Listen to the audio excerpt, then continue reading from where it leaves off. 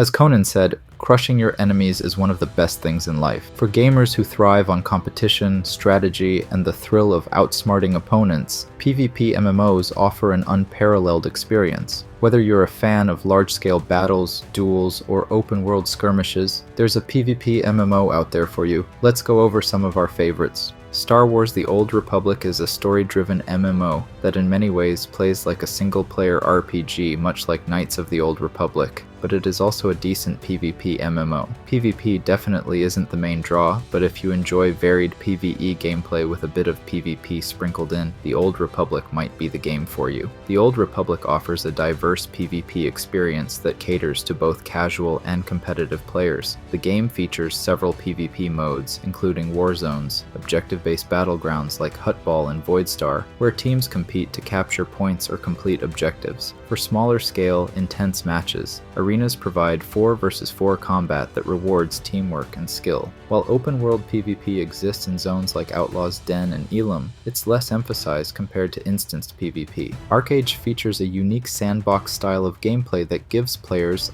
a lot of freedom to do what they want. The game's open-world PvP system allows players to engage in combat almost anywhere, creating a world where danger and opportunity go hand in hand. Whether you're ambushing trade ships on the high seas, defending your guild's territory, or engaging in spontaneous duels, ArcheAge delivers a PvP experience that is both dynamic and rewarding. The official ArcheAge servers shut down in the summer of 2024, but there are still some very good private servers where you can still enjoy the game. Open-world PvP in the popular Korean MMORPG Black Desert Online is WoW's war mode with a twist. Players can flag themselves for PvP and gank each other to their heart's content. The twist is that they can attack those who aren't flagged as well. This is where the karma system comes into play, as there are penalties for those who engage in PvP with unflagged players. There are also open-world arenas where players can gather and attack anyone who is not a member of their party. For large-scale PvP, BDO offers guild versus guild wars and castle sieges, where guilds can lay siege to other guilds' headquarters. Planetside 2 is a 2012 MMO FPS by Daybreak Games. It has a Guinness World Record for hosting the largest FPS battle with more than 1,100 players on a single battlefield. It has very positive reviews on Steam and an active player base. Planetside 2 has PvE, but it's the PvP content that keeps players engaged. It has team-centered PvP that rewards players when working together to achieve objectives. It's not all about personal achievements and scoring kills. The gameplay hides a deep level of strategy. The trick is to find a group of buddies and enjoy the game as a team. Planetside 2 is available on PC and PlayStation.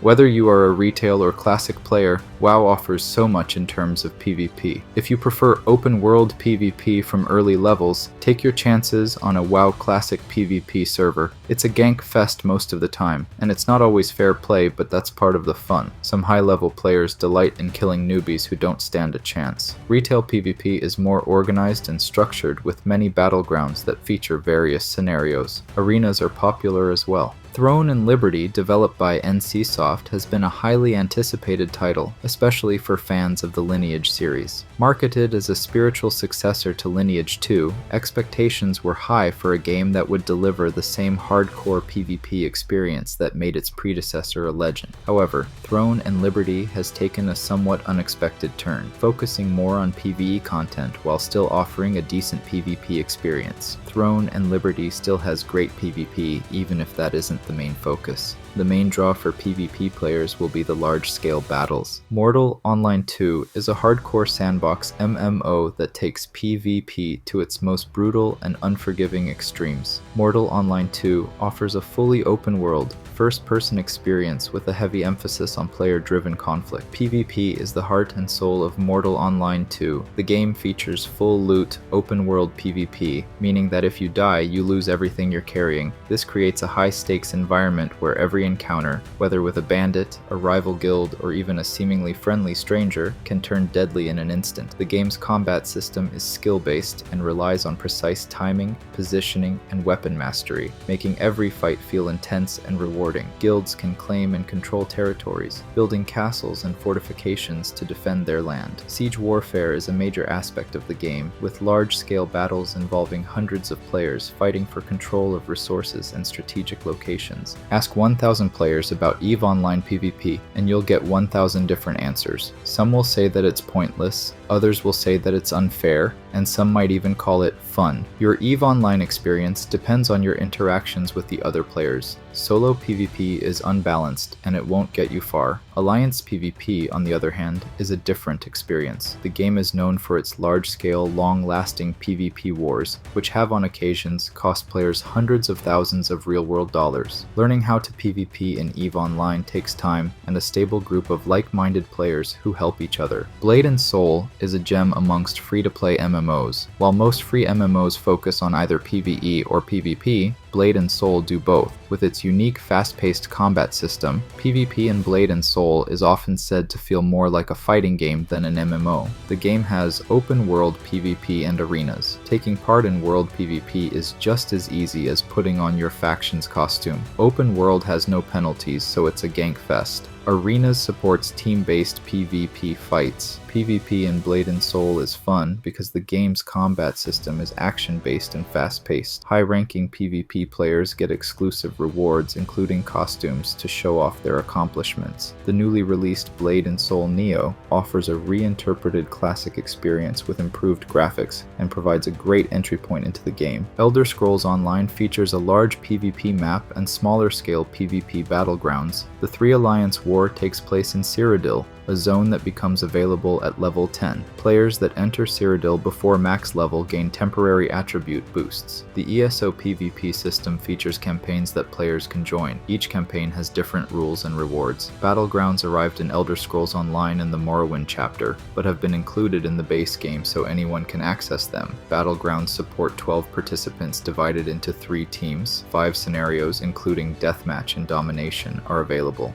Lineage II stands as a classic Korean MMO with an emphasis on large-scale PvP. The game offers expansive PvP opportunities characterized by clan wars and castle sieges. These features are central to the PvP experience, requiring detailed strategic planning and coordinated team efforts. The game has changed a lot since its heyday, often to the dissatisfaction of longtime fans. Recent updates have seen shifts in gameplay mechanics and monetization strategies that some argue have moved away from the game's original charm and competitive balance, but is still worth a try just to experience one of the true classic PvP MMOs. A decade or two ago, this classic would no doubt be number 1 on this list. Another gem that would top this list a decade or two ago is DAoC of Camelot, which is also a pioneer in large-scale combat, set in a world inspired by Arthurian legend, Norse mythology, and Celtic folklore. DAoC of Camelot divides players into 3 realms: Albion, Midgard, and Hibernia.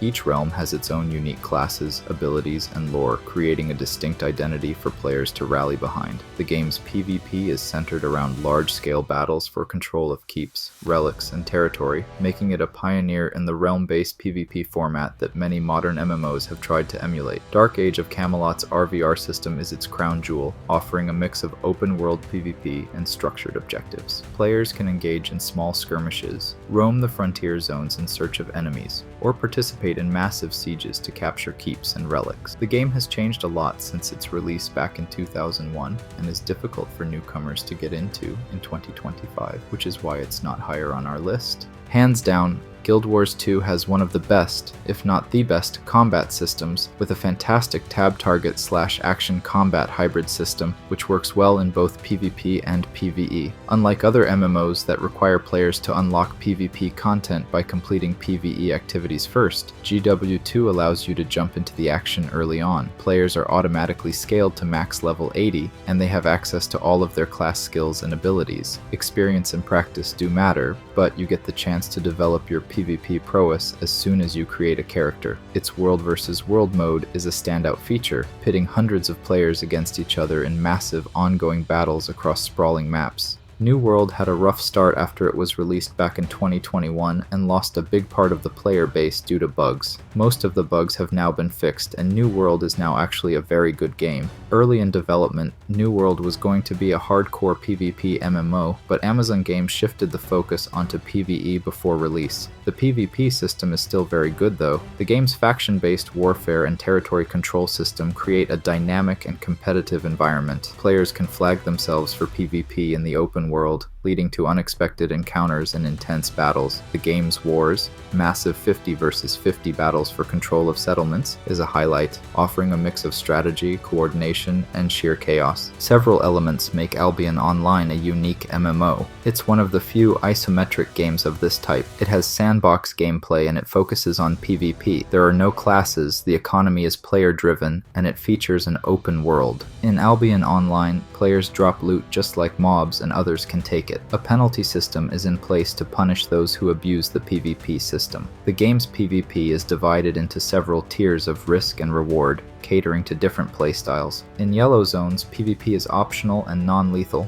making it a safe space for beginners to dip their toes into combat. Red zones introduce full loot PvP, where death means losing all your gear, while black zones are the most dangerous, offering no safety nets and the highest rewards. The game also features Hellgates, instanced 5 versus 5 or 2 versus 2 battles, and Crystal League, a competitive arena mode with ranked matches. However, the true heart of Albion Online lies in its open-world PvP and territorial warfare. Guilds and alliances fight for control of territories in the game's massive open world, engaging in large-scale battles for resources, power, and dominance. Return of Reckoning is our #1 PvP MMO, and it isn't even an official server. Warhammer Online shut down years ago, but a handful of dedicated fans decided they wouldn't take no for an answer, and so Warhammer Online, Return of Reckoning was born. This private server has brought the game back to life, focusing on its acclaimed Realm vs. Realm RVR PvP system, which remains one of the most ambitious and engaging in the genre. Set in the grim, war-torn world of Warhammer fantasy, the game pits two factions, Order, Empire,